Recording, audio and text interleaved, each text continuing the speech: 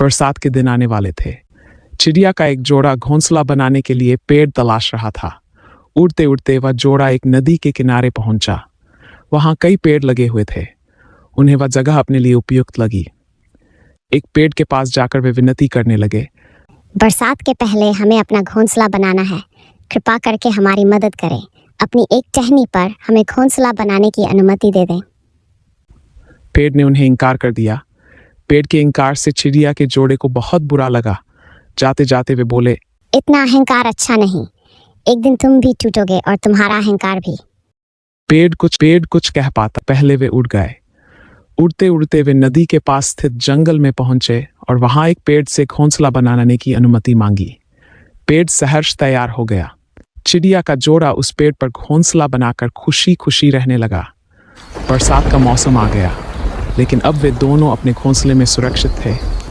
एक दिन आंधी तूफान के साथ घनघोर बरसात हुई और वह पेड़ टूटकर गिर गया, जिसने चिड़िया के जोड़े को अपनी शाखाओं पर घोंसला बनाने की अनुमति नहीं दी थी। तूफान थमा और बरसात बंद हुई तो चिड़िया का जोड़ा नदी के पास पहुंचा। वहां उन्होंने उस पेड़ को नदी की तेज धार में बहते देखा। वे दोनों बहुत खुश हुए और पेड़ से बोले, हमने कहा था ना कि एक दिन तुम भी टूटोगे और तुम्हारा अहंकार भी। आज वो दिन आ गया। ये तुम्हारे कर्मों का फल है। पेड़ ने कहा, तुमने मुझे गलत समझा था। मैं पहले से जानता था कि मैं टूट जाऊंगा। मेरी जड़ें मिट्टी का साथ छोड़ रही थीं और शाखाएं कमजोर हो गई थीं।